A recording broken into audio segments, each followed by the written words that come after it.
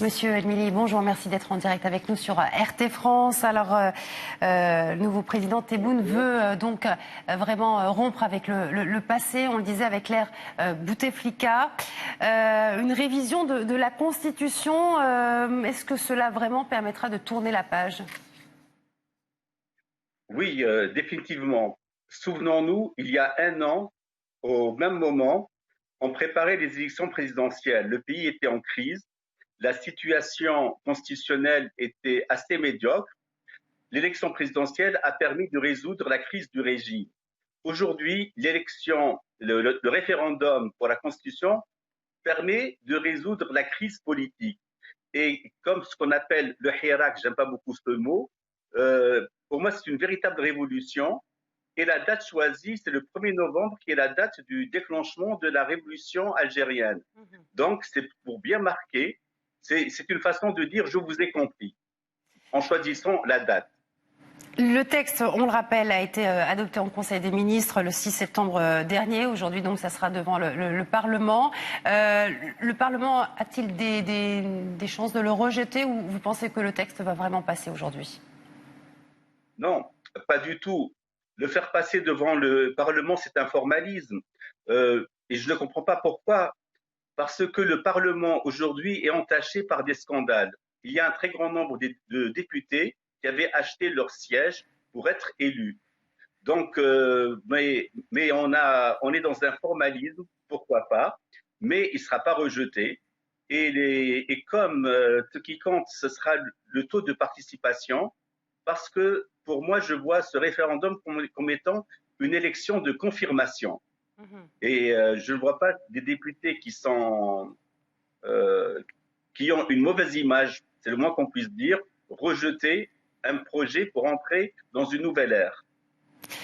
L'Algérie a été chamboulée par ce mouvement du Hirak, un mouvement de contestation. Est-ce que justement c'était une des revendications de cette jeunesse, cette révision de la Constitution? Est-ce que c'est une avancée majeure aujourd'hui en Algérie?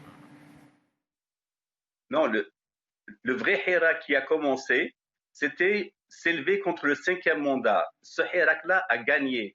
Ensuite, cette fabuleuse dynamique ne s'est pas arrêtée et il n'y a plus d'unité. On voit un tel mouvement qui n'a pas fait émerger de leader. Pourquoi pas? Mais ce qui est encore plus interpellant, il n'y a pas de programme.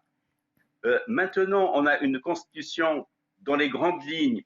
Les pouvoirs sont équilibrés, le régime restera présidentiel parce que l'Algérie ne veut pas tomber dans le scénario tunisien où on ne voulait pas qu'une personne ait tous les pouvoirs. Le résultat, c'est que plus personne ne décide. Le régime sera présidentiel, mais les députés auront leur mot à dire. C'est ça. Maintenant, ce qui reste, parce que la Constitution, même bien écrite, ne sera qu'un texte. Et après, il faudrait que la politique algérienne apprenne à fabriquer des députés qui votent des lois et surtout que ces lois-là soient appliquées. Vous l'avez dit, le texte va passer en référendum populaire le 1er novembre, qui marque l'anniversaire du début de la guerre d'indépendance de l'Algérie. Les Algériens vont répondre présents, à votre avis, lors de ce référendum? Bon, il y aura toujours, parce qu'un texte, un référendum de la Constitution, c'est un texte qui n'est pas facile à lire. Ce n'est pas comme le choix d'un président. On est pour, on est contre. Là, il y aura un taux d'abstention qui est propre à tous les référendums. Cependant, les gens qui vont voter oui. Je ne vois pas une mobilisation pour le non. Ça n'a pas de sens. Et l'abstentionnisme, qui est récurrent dans toutes les sociétés, on ne sait pas à quel taux sera élevée cette non-participation. Mais pour le moment, je n'ai pas entendu de véritable appel au boycott. Bien sûr, il y a toujours des gens pour se différencier qui disent on ne vote pas, parce qu'ils privilégient un scénario d'une constituante. Et la constituante, c'est un processus qui est chronophage. Je cite toujours l'exemple de la Tunisie. Ils ont mis 2 ans et demi pour avoir une constitution et pendant 2 ans et demi, il n'y a pas eu d'économie. Et maintenant, la situation est encore plus grave puisqu'il y a eu cette pandémie qui a fait arrêter toute la planète et l'Algérie ne peut pas se permettre de rentrer dans un processus chronophage. Merci beaucoup en tout cas Naoufel Brahim Elmi d'avoir répondu à nos questions. Je rappelle que vous êtes chercheur en histoire et spécialiste des relations franco-algériennes.